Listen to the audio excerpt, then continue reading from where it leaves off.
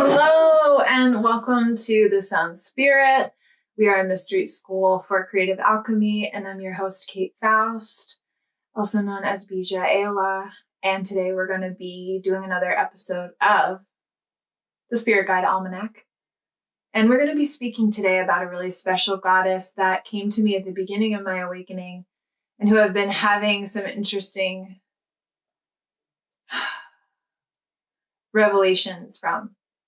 And that is the goddess Hecate. And so the first time that I encountered Hecate, I did not see her, but I heard her, and I saw like her name written out in my meditative journeys. And I heard Hecate. And I heard the name Kate, and it was like, oh, I'm Kate, Hecate. And then I realized it was Hecate.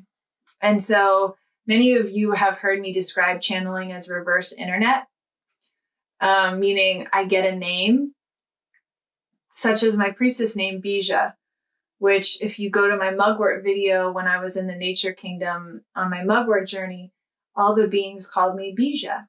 And then I looked up the name Bija, and it means origin of the soul. And so it was really special to be named by the beings in the other world. So I think I knew about Hecate. I don't know a lot about the pantheon of Greek gods and goddesses or Roman gods and goddesses either. It was just not something that not something I really knew about or felt terribly passionate about. Looked up Hecate, and what do I find? Also a triple goddess. So she was the chief goddess presiding over magic and spells.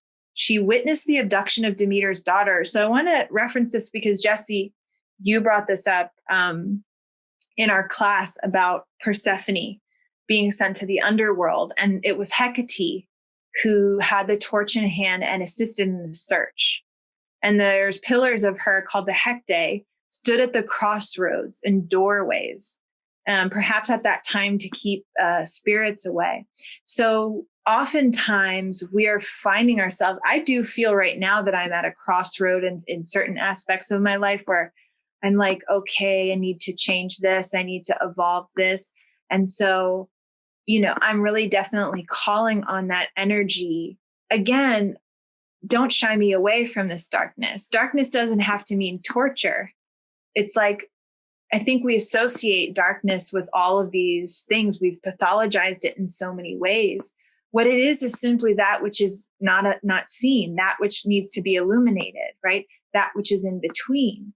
So we can call on these goddesses of these liminal spaces. We can call on that yang, feminine, that dark goddess energy in ourself to say, you know what?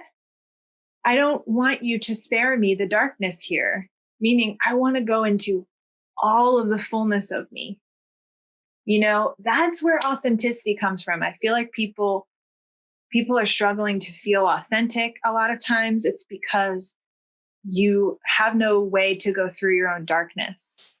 And there's so many systems, social systems that keep us from looking at the darkness, just being burnt out and having to be productive all the time. You don't have time to dream and vision. But you can call on these goddesses to walk with you through the crossroads, to help find that fierce energy within you to keep walking when you're afraid. And so the more I go down my journey of witching and witchcrafting and conjuring and reclaiming my own ancestral spiritual practices, and really, really reclaiming my yang femininity and power, and my shadow, Hecate is what I see. Oftentimes when I go into my shadow, at this point, a lot of times I don't see, when you do shadow work meditations, sometimes you see it's like a version of you that's like covered in mud, or like a version of you in your childhood that's just like ugly and curled up, right? Quite the opposite. I was doing shadow work and I saw like a beautiful witchy goddess dressed in black, shimmering, and just like languishing on her midnight throne in the midnight garden of just shadow world, the underworld. If you are just chilling and you're like, if you're a spiritual person and you're like, it's love and light, it's all love and light. No. you got to go to the underworld, babes. That's where your power lies, especially if you're a woman. But I think for every human being, the underworld is where it lies. And Hecate can be a really protective, loving guide if you're doing shadow work. If you're new to ritual or spell work, calling on Hecate would be a wonderful way for you to begin to feel really lovingly accompanied on your journey with crafting, with magic, with reclaiming and alchemizing your experience, which is essentially somewhat of what, magic is.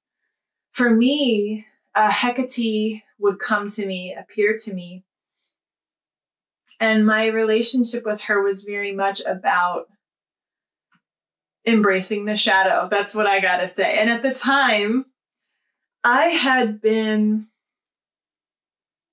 have had a very interesting relationship with the word witch. I didn't like the term white witch. I didn't necessarily like the way that I had seen Wicca,